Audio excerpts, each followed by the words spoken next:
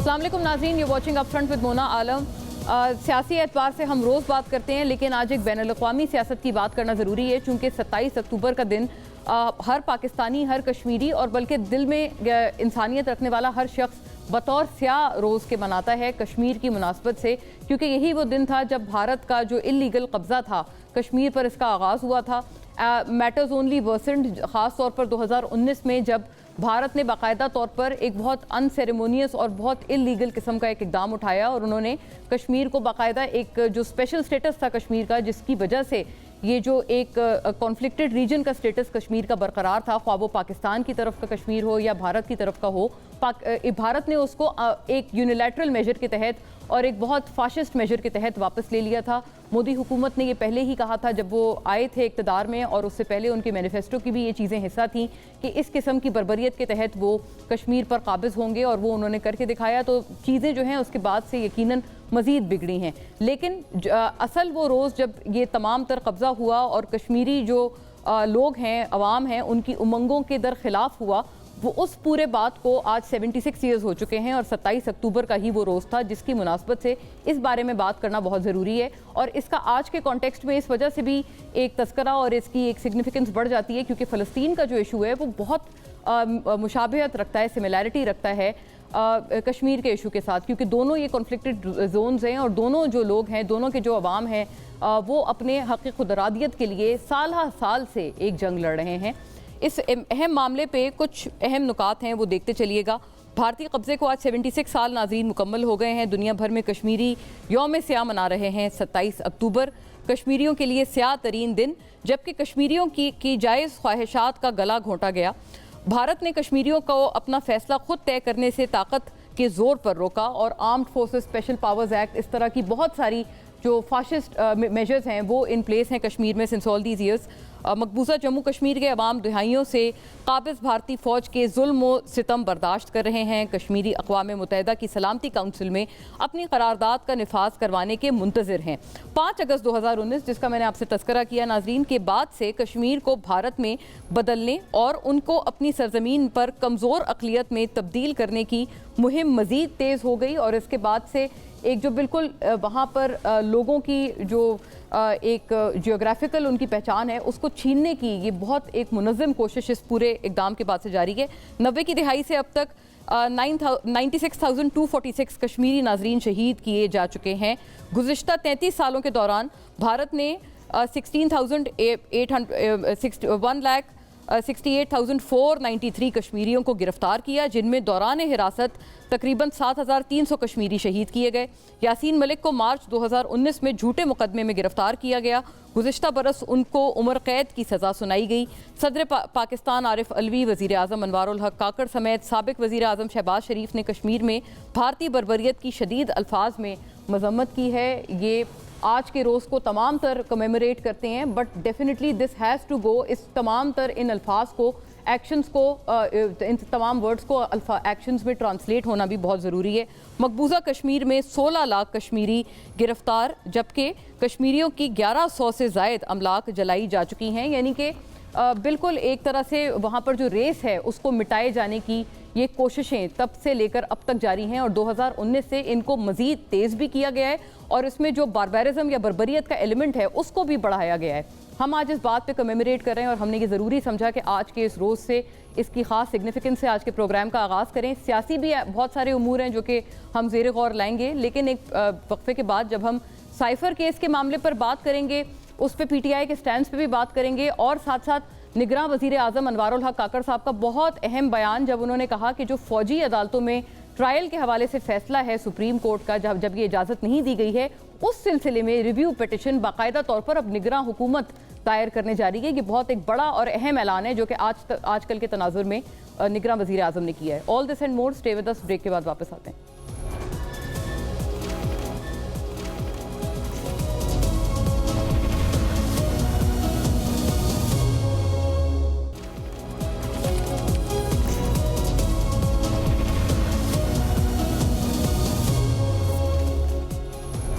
Welcome back नाजरीन। सियासी उमूर पे भी इसी कंटिन्यूटी में बात कर लेते हैं, क्योंकि आज का दिन खासा अहम रहा। साइफर केस में एक और धचका और एक और मायूसी का सामना चेयरमैन पीटीआई को करना पड़ा जब उनकी दरख्वास्त जमानत को आज मुस्तरद कर दिया गया।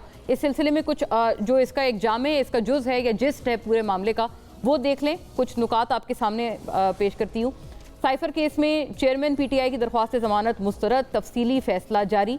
चीफ जस्टिस आमिर फारूक ने 14 सफ़ात पर मुश्तमिल तफसीली फैसला जारी किया। मुकदमे में ऑफिशियल सीक्रेट एक्ट के सेक्शन 5 का इतलाक होता है। वजारत खारजा ने साइफर को डी कोड करके प्राइम मिनिस्टर सीक्रेट सेक्रेटेरिएट भिजवाया। चेयरमैन पीटीआई ने बतौर वजीर आजम साइफर को वसूल किया और बज़ाहिर गुम कर दिया, जिसका एतराफ़ वो अपने एक इंटरव्यू में कर चुके हैं। इस्तगासा के मुताबिक साइफर की मंदरजात और तोड़ मरोड़ कर सियासी मकासद के लिए इस्तेमाल किए गए। आर्टिकल 10A के तहत मुलजिम को शफाफ ट्रायल का हक दिया जाए। साइफर का क्लासिफाइड डॉक्यूमेंट है जिसे गैर महाज अफराद से शेयर नहीं किया जा सकता, गैर मजाज अफराद से शेयर नहीं किया जा सकता, यानी कि जो इसको क्लासिफाई नहीं होते हैं इसको पढ़ने के लिए। हुकूमत गिराने की साजिश से अवाम को आगाह करने की दलील में वज़न नहीं। ये काउंटर जो आर्ग्यूमेंट है ये बताया गया चेयरमैन पीटीआई के काउंसिल्स को, और चेयरमैन पीटीआई की आइन के आर्टिकल 248 के तहत इस्तिस्ना की दरख्वास्त भी मुस्तरद कर दी गई। आइन का आर्टिकल 248 बतौर वज़ीर आज़म फ़राइज़ की अदायगी पर इस्तिस्ना से मुतालिक है। साइफर से मुतालिक सियासी इज्तिमा से खिताब बतौर वज़ीर आज़म अदा की जाने वाली जिम्मेदारियों में नहीं आता। ये कुछ अहम बातें हैं नाजरीन जो इस केस का फॉलो अप भी बताती हैं कि इसकी शुरुआत कहाँ से हुई थी। जब ये साइफर लहराया गया था नो कॉन्फिडेंस मोशन और उसके जवाब को जस्टिफाई करते हुए चेयरमैन पीटीआई इमरान खान साहब की तरफ से when he was the prime minister, जब वो प्राइम मिनिस्टर थे। इस पूरे मामले पे नाजरीन बात होगी और जाहिर है जो इस पे पीटीआई का जो मौक़िफ़ है वो पिछले कुछ जो केसेस उनके खिलाफ चल रहे हैं उनसे मिलता जुलता है। वो कहते हैं कि इलेक्शंस तक सिर्फ और सिर्फ कोशिश ये है कि उनके चेयरमैन को किसी ना किसी तरह से जो है वो पाबंद सलासल रखा जाए। इसलिए एक के बाद एक केस और यके बाद दीगरे केसेस का इस सिलसिले में जो आना कोई अचंभे की बात नहीं है और उनको कोई हैरत नहीं हुई। इस हवाले से बात करेंगे, लेकिन नाजरीन पीटीआई की मुलाकातें भी खासी अहम और ज़ेर गौर हैं। जब ख़ास तौर पर मौलाना फजल रहमान साहब से कल पीटीआई के वफ़द ने मुलाकात की, अपेरेंटली तो जो बात की जा रही है और जो अली मोहम्मद साहब ने फिर ट्वीट भी किया वो ये कहते हुए नज़र आ रहे हैं कि जी इन मुलाकातों का कोई सियासी मकसद नहीं था और हम तो सिर्फ ताज़ियत गए थे मौलाना साहब के खुश दामन जो हैं उनके इंतकाल के हवाले से, और जो सानिया हुआ था जो वर्कर्स कन्वेंशन था JUI का KP में, जिसमें मुतअद्दिद जो उनके वर्कर्स थे उनको निशाना बनाया गया था दहशतगर्दी के इस हमले में। उन्होंने कहा, सिर्फ ये आप ट्वीट भी देख सकते हैं अली मोहम्मद खान साहब का ये एक स्टांस है। लेकिन बहुत नोटेबल बात ये है कि जो अली मोहम्मद दुरानी साहब हैं वो भी पिछले कुछ रोज़ पहले मौलाना फजल रहमान साहब से मिले। शहमगोइयाँ यही थी कि उनके मिलने का भी पर्पज़ कुछ इससे ही मिलता जुलता था। और जो दूसरी तरफ से बात आ रही है या जो रिपोर्टेडली बात की जा रही है वो ये है कि मौलाना साहब एक ब्रिज का या एक मीडिएटर का किरदार अदा करें नवाज शरीफ साहब और इमरान खान साहब के दरमियान। क्या वाक़यतन इन बातों में सदाकत है? इनके कुछ लीगल और सियासी दोनों एस्पेक्ट्स की बात करेंगे। मैं फौरी तौर पे अपने मौजूद मेहमानों का रुख करती हूँ। जनाब मुफ्ती किफ़ायतुल्लाह साहब नाज़रीन मुझे ज्वाइन कर रहे हैं इस पूरी तमाम तर बहस में। JUI के तमाम तर मौक़िफ़ के साथ सीनियर रहनुमा हैं अपनी जमात के, और तमाम तर जो अपनी बात है अपनी जमात की तरफ से वो हमारे साथ रखेंगे। आपको बहुत खुश आमदीद सर। निहाल हाशमी साहब नाजरीन पाकिस्तान मुस्लिम लीग नून के स्टॉलवर्ट हमें ज्वाइन कर रहे हैं इस तमाम तर बहस में, और माशाल्लाह लीगल और पॉलिटिकल दोनों एस्पेक्ट्स को हमें बताएंगे चूँकि एक बहुत डेकोरेटेड और बड़े लर्नड लॉयर भी हैं। मुफ्ती किफ़ायतुल्लाह साहब, मैं अगर आपसे बात का आगाज़ करूँ, चूँकि आप हमें ज़रा बेहतर इस पूरी बहस को सिमत दे पाएंगे, क्या मकसद था इस मुलाकात का और क्या वाक़तन इन बातों में या इन चहमगोइयों में कोई सदाकत है, कोई वज़न है कि जो पीटीआई के चेयरमैन है वो कह रहे हैं कि कोई माफ़ी तलाफ़ी या कोई नवाज शरीफ साहब से कोई बातों की राह हमवार करवा दें मौलाना साहब उनकी? बिस्मिल्लाहिर्रहमानिर्रहीम। बज़ाहिर तो ऐसा नहीं लग रहा, इसलिए कि वो एक ताज़ियत के लिए आए थे। पिछले दिनों जरदारी साहब भी आए और जो हमारे सियासी रहनुमा हैं वो भी आते रहे। और हमारी सियासत की एक अच्छी रिवायत है कि लोग ये समाजी जो खुशी और गमें होती हैं समाज में उसमें वो शरीक होते हैं और एक दूसरे के पास आते हैं। बज़ाहिर तो यही है, लेकिन चूंकि PTI वाले इस चीज़ के तो कायल ही नहीं है। इमरान खान इसके कायल नहीं है कि वो किसी की ताज़ियत करें या कोई उनकी ताज़ियत के लिए आए या ये कि किसी की खुशी में शामिल हो। इसलिए इन्होंने तो सियासत को एक अलग ही रुख दिया है। और आपको अंदाजा है कि वहाँ की से मिलने जुलने की गुंजाइश बहुत कम होती है। इस माहौल में अगर वो मिलते हैं तो ये मतलब तो लिया जा सकता है कि वो कोई इस तरह हम आहंगी की फिजा कायम करना चाहते हैं। हाँ। ज़ाहिर है सियासी लोगों की जो मुलाकात होती है वो तो सिर्फ किसी एक एजेंडे तक तो महदूद नहीं होती, बहुत सारी बातें हो जाती है। लेकिन बज़ाहिर यूँ बताया जा रहा है कि ये ताज़ियत के लिए है। और हमारी आपने पार्टी सर मुफ्ती साहब, आपने अपने पार्टी के जो रहनुमा वहाँ मौजूद थे उनसे भी अगर आपकी कोई बात हुई हो इस मुलाकात के बाद, क्या कोई इशारा दिया पीटीआई के उन रहनुमाओं ने? असद कैसर साहब थे, अली मोहम्मद खान थे, बैरिस्टर सैफ थे, मतलब केपी की जो लीडरशिप है ज़्यादातर वो मौजूद थे, तो कुछ इशारतन ऐसी बात उन्होंने की कि जी खान साहब का हम कोई पैगाम लाए हैं या मौलाना साहब को कोई अच्छी विशेस दी हो खान साहब की तरफ से? नहीं, कोई ऐसी बात नहीं थी। अच्छा। हमारे पार्टी रहनुमाओं ने भी उसी को ताज़ियत तक महदूद रखा है और उन्होंने कहा कि ये जिस तरह आम एक ताज़ियती मुलाकात होती है, इस तरह मुलाकात थी। खान साहब की तरफ से कोई पैगाम वो नहीं रहे थे।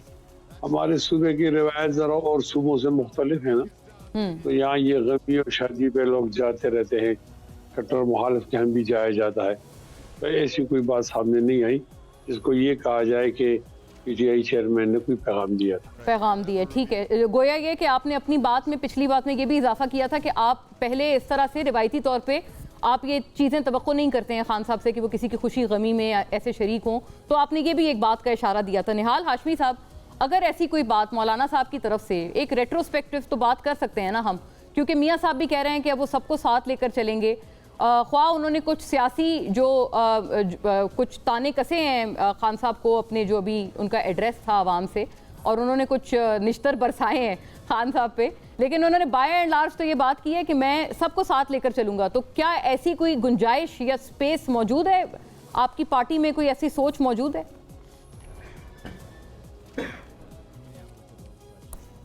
बिस्मिल्लाहिर्रहमानिर्रहीम। पार्टी की सोच की बात ने लोगों की अपनी सोच भी बहुत इम्पॉर्टेंट होती है। मोहम्मद नवाज शरीफ साहब की सोच हमेशा से बहुत ही मुदल्लिल, जामे और इंसानियत के अलमबरदार होने का, और फिर वो आप देखें जिस तरह से इंस्पायर्ड होते हैं और वो लेते हैं स्पिरिट अपनी इस्लामिक हिस्ट्री से और इस्लाम के प्रिंसिपल से। उन्होंने अपने पहले जुमले में कहा कि मेरा रब राज़ी होता है जिस चीज़ से, मैंने वही काम करना है। तो हम सियासी लोग हैं, हम उस हद तक, हम जब अपने दुश्मनों से भी बात करते हैं तो हम बात तो करते हैं, नफ़रत आदमी को दिल में नहीं रखना चाहिए, लोगों के साथ हकारत का रवैया नहीं। माजी में आपने देखा जो लोग हुक्मरान थे वो नफ़रत था, हकारत था, एरोगेंसी था। नवाज शरीफ की ज़ात में ना हकारत है, ना एरोगेंसी है, ना वो नफ़रत रखते हैं।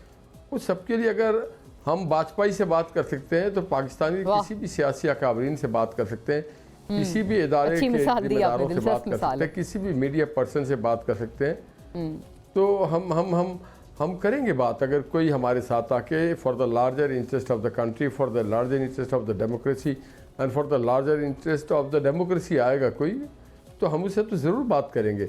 हमारा जाती एजेंडा नहीं होगा, हमारा पर्सनल गेन। कुछ निहाल साहब ऐसी बातें सुनने में आ रही थी कि आप लोग माइनस करके बात करने को तैयार होंगे। कुछ आपके रहनुमाओं ने भी इस तरह की बात की।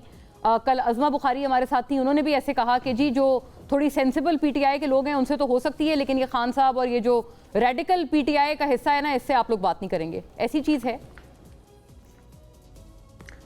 देखिए उज़मा साहबा का अपना नुक्ता नज़र है।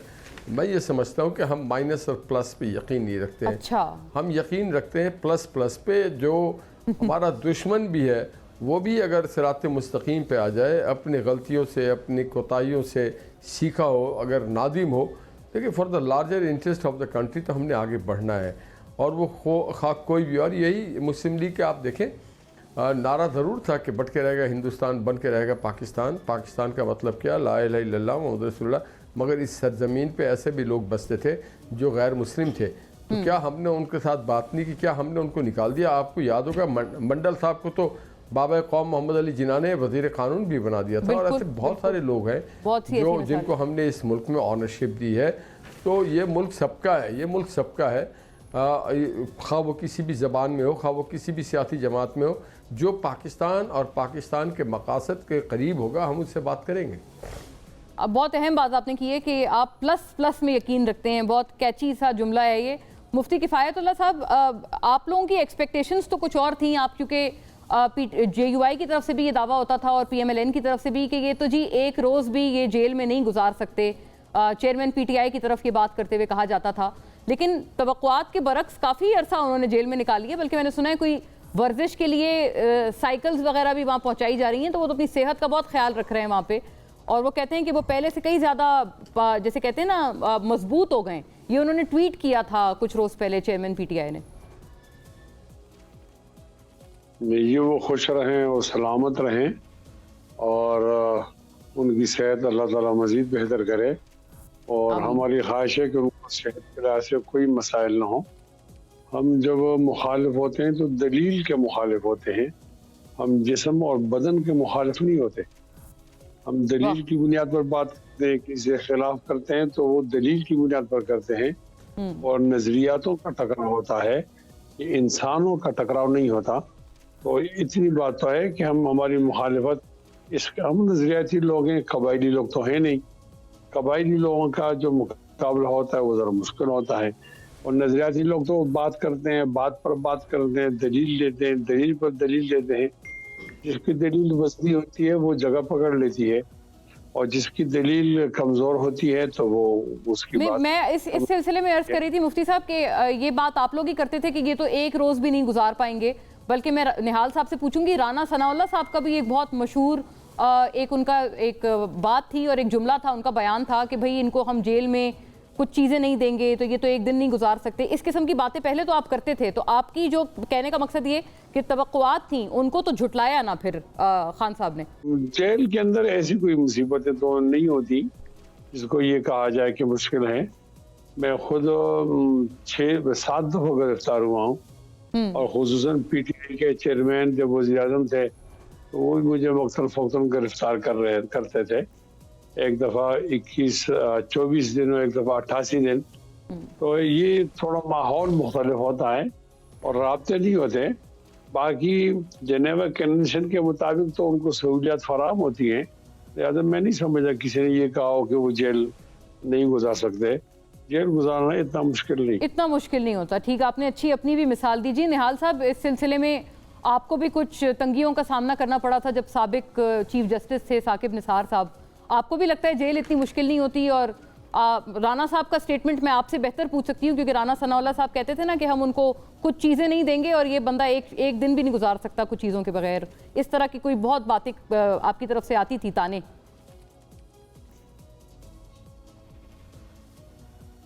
मोहतरमा, जेल होता है, शालीमार गार्डन तो नहीं होता है कि आप वहाँ पे जाएंगे और गार्डन हो जाएंगे। जेल भेजा ही इसलिए जाता है ताकि आपको सजा दी जा सके, आपके जो आज़ादी, आपके पर काटे जा सके। शालीमार गार्डन में तो तितलियों की तरह उड़ते हैं लोग, जेल में उड़ने की इजाज़त नहीं होती है। और जो बेचारे गलतफहमी में होते हैं कि जेल में जाएंगे और वो शालीमार गार्डन समझेंगे उसको, वो गलतफहमी में होते हैं। जेल होता है और जेल को ऐसे ही होना चाहिए। हाँ, ये ज़रूर है कि इंसानी हुकूक जो है बुनियादी, उसको पामाल नहीं होनी चाहिए। अब जो लोग फरमाइश करते हैं जेल में अपने, कुछ लोग नशा की बात कर रहे होते हैं, कुछ लोग कुछ लोग कहते हैं कि नहीं जी मुझे शाम 6 बजे आप कोठरी में न डालें बल्कि पूरी रात खुला रहने दें। तो जेल मैनुअल के मुताबिक जेल बनता है। जेल किसी फ़र्द वाहिद के लिए नहीं बनता है, जेल क्रिमिनल्स के लिए बनता है या उन डिटेनीज। बट नहीं निहाल साहब, आप तो माशाल्लाह लॉयर हैं, तो कहते हैं ना कि साबिक वज़राए आज़म के लिए तो कुछ खास सहूलियात होती हैं जेल में, जैसे AC है, TV है, फ्रिज है। और आप लोग बहुत इस बात पे नाला होते थे कि जब वो खान साहब कहते थे ना मियाँ साहब के कि मैं इनके TV निकालूंगा और AC निकालूंगा, तो वो भी तो साबिक प्राइम मिनिस्टर हैं, ये चीज़ें तो उनको भी इंटाइटलमेंट हासिल है। फिर देखिए, ना मियाँ मोहम्मद नवाज शरीफ साहब के पास AC TV था, ना मेरे पास था, और ना अगर किसी को दे रहे, देखिए उससे उसके जीने का हक ना छीने। अगर आप किसी को पंखा और पानी भी ना दें, अगर उनको आप टेलीविज़न, जीने का हक ना छीने, जीने का हक छीनने का किसी को हक नहीं है। और अगर कोई किसी ने फस्तायत की है, गैर मेयारी काम किया, तो क्या हम भी वो करेंगे? बिल्कुल नहीं करेंगे, हमें करना भी नहीं चाहिए, ना हम करेंगे। हमें अपने अल्लाह को भी जवाब देना है, अपने ज़मीर को भी जवाब देना है। मगर अगर जो उसने जुर्म किया है वो जाने, अदालत जाने। अगर अदालत उसको फैसिलिटी देती है तो फिर ज़रूरत है, वो एक मेहमान होता है अदालत। अदालत जुडिशियल, उसको कहते हैं जुडिशियल कस्टडी। जुडिशियल कस्टडी के माने ये है कि अदालत का घर है वो। अदालत जिसको चाहे, एक होता है पुलिस रिमांड कि नहीं जी पुलिस का घर जाएगा, एक होता है जुडिशियल कस्टडी यानी कि अदालत उसको भेजती है, वो अदालत का मेहमान होता है, अदालत का बंदा होता है। तो उसमें हमारा कोई लेना देना नहीं होता। सरकार को जो अदालत कहती है, सरकार उसी तरह से एक्ट करती है। बहुत सही आपने बात की, लेकिन ये इसके ऊपर नाजरीन कुछ मजीद भी नजरसानी करेंगे, चूंकि इलेक्ट पहले ये तमाम चीज़ें दूसरी जमात की तरफ से कहा जा रहा है, क्योंकि उनके नुमाइंदे भी हमारे साथ होंगे, कि जी ये तमाम चीज़ों का मकसद ये है कि पाबंद सलासल ही रखा जाए हमारे चेयरमैन को। क्या दीगर जमातें भी ऐसा समझती हैं? और जो लेवल प्लेइंग फील्ड के हवाले से इस कदर इख्तिलाफात कुछ जमातें कर रहे हैं, बाशमूल peoples party. After a break इस पर बात करते हैं।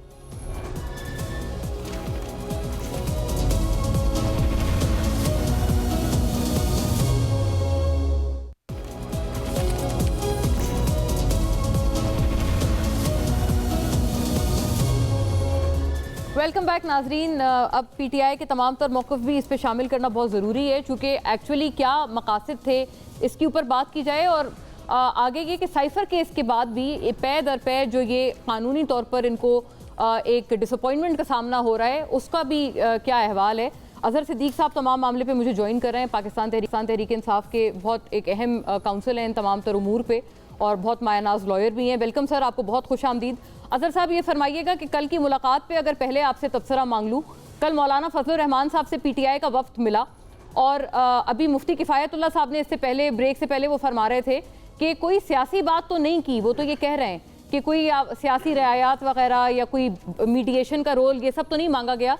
लेकिन वो कहते हैं कि चूंकि आदत नहीं है चेयरमैन पीटीआई को, खान साहब को, किसी की खुशी गमी में शरीक होने की, तो एक थोड़ी उनको हैरत हुई कि मतलब शायद प्लेजेंट आप कह लें कि एक खुशनुमा एक उनको हैरत हुई कि उनके गम में शरीक होने के लिए पीटीआई का वफ्द पहुंचा मौलाना साहब के गम में। बहुत शुक्रिया। मैं नहीं समझता किसी के गम में जो आदमी शिरकत करे उसको खुले दिल से कबूल करना चाहिए। और अगर इंसान इसमें भी मीन और बिखरे निकालता रहे तो ये मुनासिब बात नहीं है। हमारे मुआशरे की, हमारे दीन की ये रवायात नहीं है कि अगर कोई दुश्मन भी अफसोस के लिए अगर आ जाए तो उसको गले लगाया जाता है। और इसमें कोई शक नहीं है कि बुनियादी तौर पर मकसद अफसोस, देखें सियासी अमल है, सियासी अमल चूंकि पाकिस्तान जमीयत उलमा इस्लाम एक बड़ी सियासी जमात है, उनका अपना एक रोल है, अपनी एक फॉलोइंग है। और अब जो कि आने वाले दिनों में इलेक्शन का माहौल है और पीडीएम का हिस्सा रही है।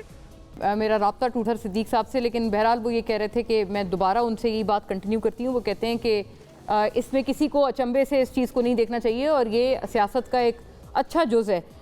जी अजहर साहब मुकम्मल कीजिए अपनी बात प्लीज। अच्छा देखिए, बुनियादी तौर पर 4 बड़े ब्लंडर हैं जो कि पीडीएम का हिस्सा थे। वो ज्यादा तो पाकिस्तान मुस्लिम लीग नून का रोल था। सबसे पहला ये था चले तहरीक अदम एतमाद के जरिए हुकूमत गिरा देगी, लेकिन ये तकाजा यही था कि ये असेंबलियां डिसॉल्व करें और इलेक्शन आगे जाएं।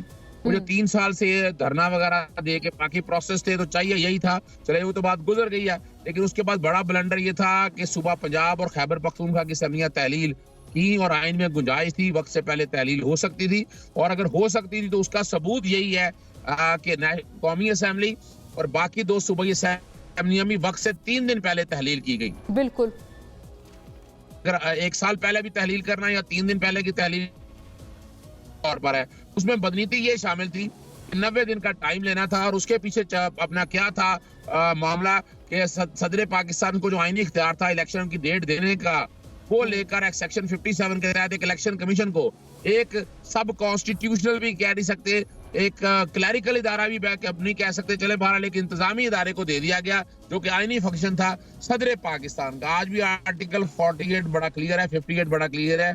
और फिर यही नहीं है, मुश्तरका मुफादात काउंसिल के अंदर हल्का बंदियों में ये उलझ गए। हल्का बंदियां जब तो इलेक्शन के करीब हल्का बंदी आगे करने का ऐलान करने का मकसद ये था कि इलेक्शन डिले हो सके। फिर कई तरामीम ऐसी हैं जो जाती हुई असेंबलियां ने की। ये बातें एक तरफ रखे हुए जो मेन मामला है ना, 90 दिन के अंदर इलेक्शन होने हैं, आईने पाकिस्तान 1973 कहता है। लेकिन सर पाकिस्तान आपकी पीपल्स बातों पार्टी में जैसे इलेक्शन कोई मांग रही है सॉफ्ट और वो कॉर्नर कह- भी फील हो रहा है। आप तमाम तर इस चीज का इल्जाम दे रहे हैं पीएमएलएन को, लेकिन जेयूआई भी तो शामिल थी ना सर, वो पीडीएम का तो बहुत अहम हिस्सा है, बल्कि पीडीएम के तो सरबराह हैं मौलाना फजलुर रहमान साहब, और असेंबलीज में भी थे जिनसे आपको ये तमाम शिकायत हैं।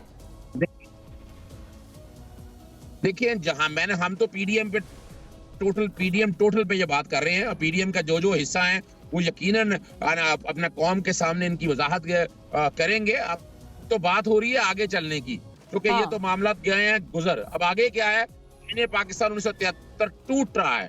आईने पाकिस्तान में 90 दिन के अंदर इलेक्शन कराने की, बल्कि ये 60 दिन के अंदर इलेक्शन होने थे, लेकिन 90 दिन के अंदर इलेक्शन कराने के हवाले से बड़ी वजाहत के तौर पर चीज मौजूद है।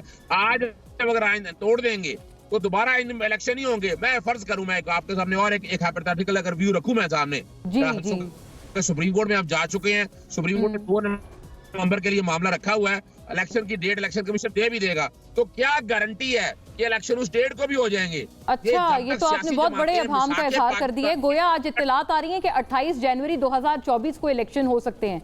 ये एक डेट की एक इत्तला हमें मिल रही है, लेकिन मैं मामला आगे ले जाती हूँ। आप कह रहे हैं कि ये आगे बढ़ने का वक्त है, लेकिन अजहर साहब मैं सिर्फ जी प्लीज मैं सिर्फ एक बात कर दूं यहाँ। जी देखिए बात बड़ी सीरियस ही है। इलेक्शन कमीशन नाकाबिले उस पर यकीन करने वाला इदारा रह ही नहीं गया, उसने अपनी क्रेडिबिलिटी खो दी है। यानी वो आईने पाकिस्तान 1973 पे अमल।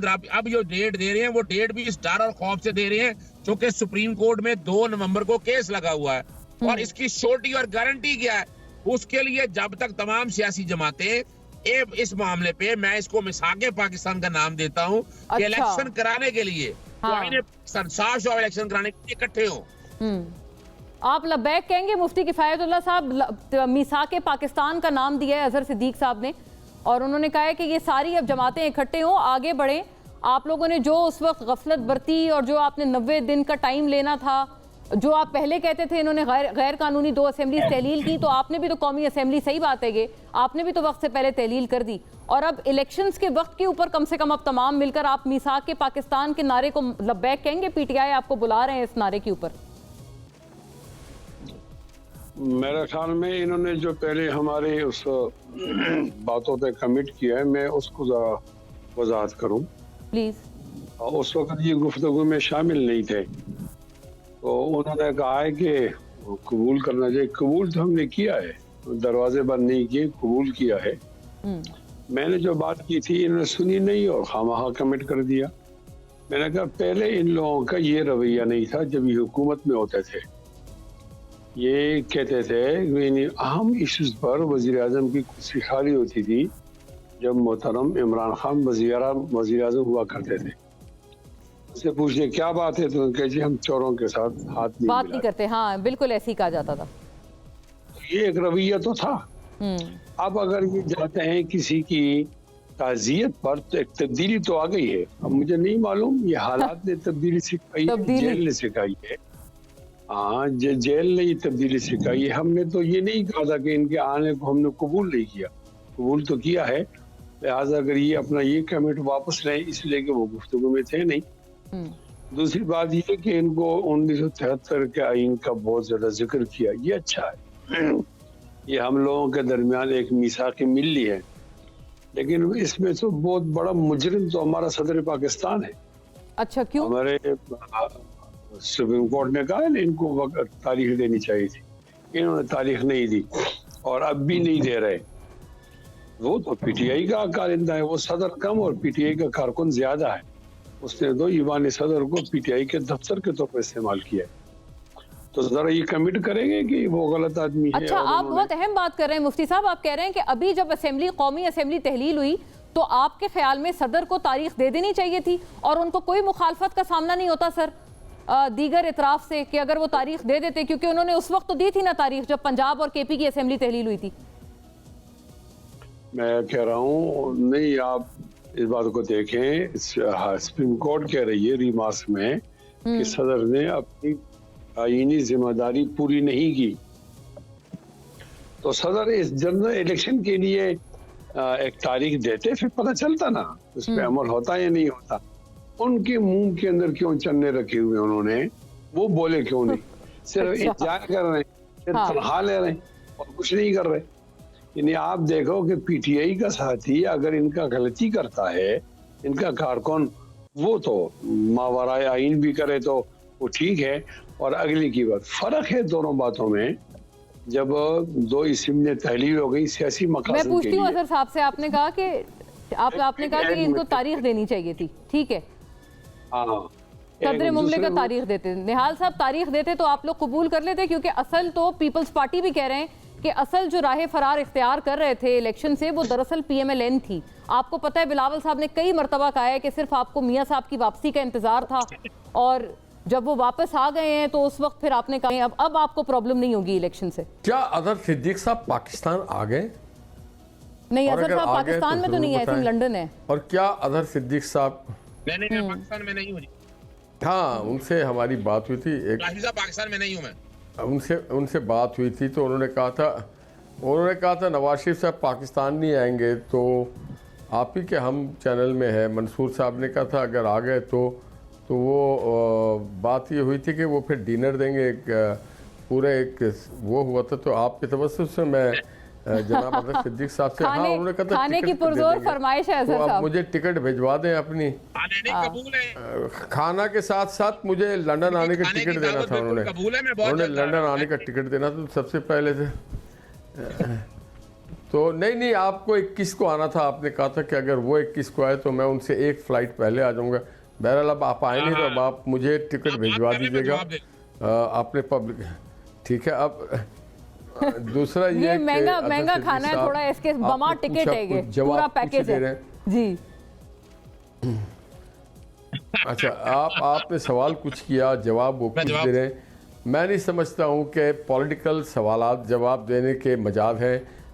जनाब अजहर सिद्दीक साहब, उन्होंने एक ही लय में इलेक्शन कमीशन को भी कौमी मुजरिम बना दिया, सारे इदारों को कौमी मुजरिम बना दिया, और नहीं मालूम क्या कुछ 73 के आइन, इधर की बात उधर, और 90। भाई हम सियासी जमात हैं। इलेक्शन कमीशन कल कहेगा कि आप इलेक्शन कर रहे हैं, हम कल इलेक्शन में जाके हिस्सा लेंगे। माजी में भी जो आपने बिलावल साहब के हवाले से बात की, आप एक बता दें कि मोहम्मद नवाज शरीफ या हमारी पार्टी ने कहा हो कि हम इलेक्शन में हिस्सा नहीं लेंगे। इलेक्शन जब भी होगा हम उसमें हिस्सा लेंगे, जब हम तारीख देने के मजाज नहीं है। हम आइन और क़ानून पे बिलीव करते हैं। आइन और क़ानून के तहत जिसको ये अथॉरिटी है, जिसको इख्तियार है, वो तारीख दें, हमें शेड्यूल दें, हम इलेक्शन लड़ने तो निहाल साहब, मैं आपसे अर्ज कर रही हूँ, अजहर साहब तो कह रहे हैं कि आइन में आर्टिकल 48, 58 का हवाला देकर वो कह रहे हैं कि सदर का इख्तियार है, और सदर ने तारीख फिर भी नहीं दी। मुफ्ती साहब भी यही गिला कर रहे हैं। तो आपको लगता है उनको दे देनी चाहिए थी तारीख? क्योंकि पहले तो आप उनको बहुत तनकीद करते थे ना, जब उन्होंने केपी और पंजाब की तारीख दी थी। पीएमएलएन तनकीद तो करती थी ना सर, भर भर के। असल में ये सारा गेम शुरू हुआ बदनीयती पे। जब खां साहब ने समझा कि असेंबली तोड़ के वो किसी बंद गली में ले जाएंगे दूसरों को, और फिर उसके बाद जनाब उमर अता बंदियाल साहब ने एक बेंच बना दिया, और उस बेंच ने 90 दिन के अंदर की तारीख नहीं दी, उन्होंने 14 अप्रैल की तारीख दे दिया। उन्होंने एक लिवरेज दे दिया इलेक्शन कमीशन को। देखिए, दुनिया इधर से उधर हो जाए, आइन की पामाली नहीं होनी चाहिए। उनको चाहिए था कि जिस तारीख को 60 दिन जो मुकम्मल हो रहा था, उसी 60 दिन के अंदर अंदर इलेक्शन का तारीख दे देते, फाइनल कर देते। उन्होंने ऐसा नहीं किया। उन्होंने इलेक्शन कमीशन को 14 दिन के बाद का या 20 दिन के बाद का 14 अप्रैल को तारीख दे दिया था। मैं ये समझता हूँ कि अगर कोई आदमी फॉल खेल के समझता है कि बार बार फॉल खेलता रहेगा और वो जीत जाएगा, ऐसा नहीं होता है। तो बार बार फॉल खेलते रहे, उलझाते रहे, कौम को उलझाते रहे। यानी आपके ख्याल में सियासी जो चाल थी वो उल्टी पड़ गई, ये हुआ ना? दंगा मस्ती उल्टी पड़ गई, ये बिल्कुल उल्टी पड़ गई। अजहर साहब, आप इसरार कर रहे थे, लेकिन ये कि दूसरी तरफ नवाज शरीफ साहब ना सिर्फ वापस आए हैं, बल्कि उनकी जो अपीलें हैं वो भी बहाल हुई हैं उनके रेफरेंसेस के खिलाफ। और दूसरी तरफ जो चेयरमैन है पीटीआई खान साहब, उनकी तो आज भी जो दरख्वास्त जमानत थी वो मुस्तरद कर दी है, और मुसलसल तौर पे एक बड़े सख्त प्रॉब्लम में नजर आ रहे हैं। मुफ्ती साहब ने ये भी कहा कि यही वजह है जो आप लोग अचानक से बड़े अच्छे हो गए हैं, और आप जो कह रहे हैं कि वो जो पहले वाला स्टांस था कि चोरों से बात नहीं करेंगे और ये नहीं करेंगे, ये आप में नरम दिली भी इसीलिए आई है क्योंकि आप लोग अभी प्रॉब्लम में हैं। अच्छा, मैं ना एक बात तो निहाल हाशमी मोस्ट वेलकम जी। जब मर्जी खाने के बुनियादी तौर पर जो हकायक थे इश्तिहारी और बाकी चीजों को सामने रखते हुए ना, और मैंने सुर अली खान के प्रोग्राम में माजरत कर ली है, और मेरी माजरत यही थी, मैं माजरत खा और शर्मिंदा हूँ कि मुझे पाकिस्तान के निज़ाम इंसाफ से उम्मीद थी वो 21 अक्टूबर को दफन होगी थी। बड़ी डिटेल में मैंने वो बातें की है, मैं उनकी तरफ नहीं जाना चाहता, लेकिन एक बात शादी हो गई है कि ये सारा निज़ाम है। पहले लंदन में आप मुझे डिनर करवा दें, लंदन बुला के वहाँ के किसी अच्छे होटल में मुझे डिनर करवाएं। आप बिल्कुल करवाएंगे आपको। नहीं, कराची नहीं, लंदन में। लूँ आगे। अजहर साहब, मैंने और मुफ्ती साहब ने भी कोई खास गुनाह नहीं किया है, हमें भी दावत दे दें साथ ही। हम भी खड़े हैं राहों में, हम सुन रहे हैं आपके साथ। बिल्कुल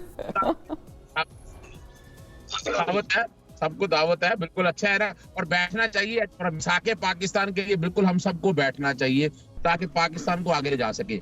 बात जो है ना, असल जो बात है, दो बातें बड़ी बात है। चलो, सदर पाकिस्तान का ना 15 सितंबर का एक खत है, मैं जो कि जुलाई से स्टेशनें दी हैं, और आज आप 2 नवंबर को सारा रिकॉर्ड से साबित करेंगे कि इलेक्शन कमीशन की बदनीति थी, और पार्लियामेंट ने जो सेक्शन 57 में तरमीम की है, तो सदर से इख्तियार ले लिया गया है कि सदर डेट नहीं देंगे, हालांकि आइन में लिखा है सदर डेट देंगे, उसको चैलेंज किया है। 15 सितंबर को सदर ने कहा कि 6 नवंबर से पहले डेट देनी है कौमी असेंबली, और आप सूबाई असेंबलियों की डेट तजवीज करें।